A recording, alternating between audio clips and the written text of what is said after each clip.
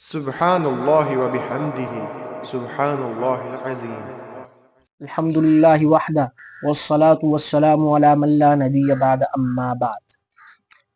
ایک مرتبہ پھر پروگرام آپ کے مسائل ان کا حل کے ساتھ حاضر خدمت ہوں۔ آج کا پہلا سوال یہ ہے کہ افطار کے وقت کون سی دعا پڑھنی چاہیے اور کیا اس کا ثبوت ہے؟ اور بعض لوگ نمک سے روزہ افطار کرنے کو باعث ثواب سمجھتے ہیں، اس کی وضاحت فرما دیں۔ تو میرے بھائی، افطار کے وقت جو دعا پڑھی جاتی ہے اس کا ثبوت ابو داؤد شریف کی حدیث نمبر 2358 کے اندر موجود ہے۔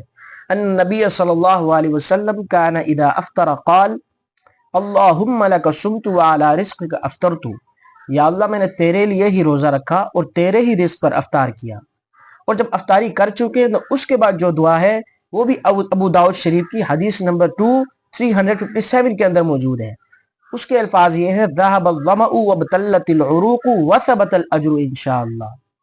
ذهب الظمأ، پیاس چلی گئی، رگیں تر ہو گئی اور اجر و ثواب ثابت ہو گیا۔ اور جہاں تک آپ نے پوچھا ہے کہ نمک سے جو لوگ روزہ افطار کرتے ہیں اور اس کو باعث ثواب سمجھتے ہیں، تو میرے بھائی ترمذی شریف کی حدیث کے اندر ہے کہ کھجور سے روزہ افطار کرنا افضل ہے، اگر کھجور نہ ہو تو پھر پانی سے روزہ افطار کرنا افضل ہے۔ جیسے حدیث کے الفاظ یہ ہیں: من وجد تمرا فلیفطر علیہ ومن لا فلیفطر علی ماء فإن الماء طہور، یعنی جس کے پاس کھجور ہے تو وہ کھجور سے روزہ افطار کرے، اگر کھجور نہیں ہے تو پھر وہ پانی سے روزہ افطار کرے، کیونکہ پانی پاکیزہ چیزوں میں سے ہے۔ اور بعض لوگ جو نمک سے روزہ افطار کرنے کو باعث ثواب سمجھتے ہیں، یہ غلط ہے۔ ایک بھائی نے سوال کیا ہے کہ تراویح کی ہر 4 رکعت کے بعد کیا پڑھنا چاہیے، یہ سنت ہے یا واجب؟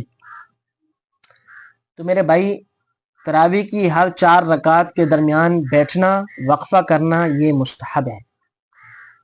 چنانچہ در مختار والیوم نمبر 2 پیج نمبر 46 کے اندر اس کو بتایا گیا ہے کہ وَيُخَيَّرُونَ بَيْنَ صَلَاةٍ وَتَسْبِيحٍ وَسُكُوتٍ، یعنی یہ تمام چیزیں جو ہیں اس وقفے کے اندر کر سکتے ہیں، اور اس وقفے کے اندر بیٹھنا مستحب ہے۔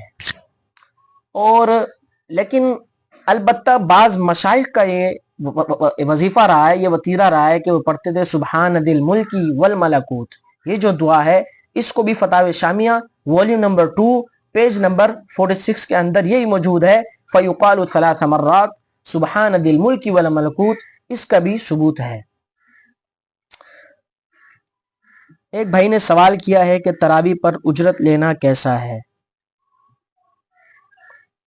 تو میرے بھائی، تراویح پر اجرت لینا، اگر اجرت طے کر لی گئی ہو کہ جو حافظ ہے وہ اتنی اجرت لے گا اور جو دینے والے ہیں وہ اتنی اجرت دیں گے، یہ طے کر لینا جائز نہیں ہے۔ لہٰذا اسی کو در مختار والیوم نمبر 6 پیج نمبر 56 کے اندر اس طرح ذکر کیا گیا کہ الآخذ والموتی آثمان، لینے والے اور دینے والا دونوں گنہگار ہوں گے، اس کو اس طرح بیان کیا گیا ہے۔ اور اگر کوئی ایسا علاقہ ہو جہاں رواج ہو، عرفاً تو طے نہ کیا گیا ہو، لیکن جو لینا دینا ہے وہاں پر طے سمجھا جاتا ہو، تو یہ بھی اسی زمرے میں آئے گا، یہ بھی لینا دینا جائز نہیں ہے۔ اس کو فتاوی شامیہ کے اندر اس طرح بیان کیا گیا ہے، فتاوی شامیہ والیوم نمبر 3 پیج نمبر 130 کے اندر یہ موجود ہے: المعروف کالمشروط، یعنی عرف کے اندر جو ہوتا ہے وہ شرط کے درجے میں ہوتا ہے، شرط کے جیسے ہوتے ہیں، لہٰذا جو عرف میں جو سمجھا جاتا ہے، یہ لینا دینا طے سمجھا جاتا ہے، یہ بھی جائز نہیں ہوگا۔ ہاں، اگر کوئی ایسا علاقہ ہے جہاں یہ اجرت طے نہ کی جاتی ہو اور جو لینا دینا ہے اس کو طے بھی نہ سمجھا جاتا ہو، اور جو پڑھنے والا ہے، جو حافظ ہے، جو قرآن کو ختم کرنے والا ہوتا ہے، اس کے دل میں بھی یہ تمنا نہ ہو، یہ آرزو نہ ہو کہ اہل علاقہ مجھے اس ختم پر کوئی چیز دیں گے، تو ان تینوں شرائط کے ساتھ اگر اہل علاقہ اپنی خوشی سے حافظ کو کچھ دے دیتا ہے، قرآن پڑھنے والے کو کچھ دے دیتا ہے، تو اس صورت میں اس کے لیے لینا جائز ہوگا اور اہل علاقہ کے لیے دینا جائز ہوگا۔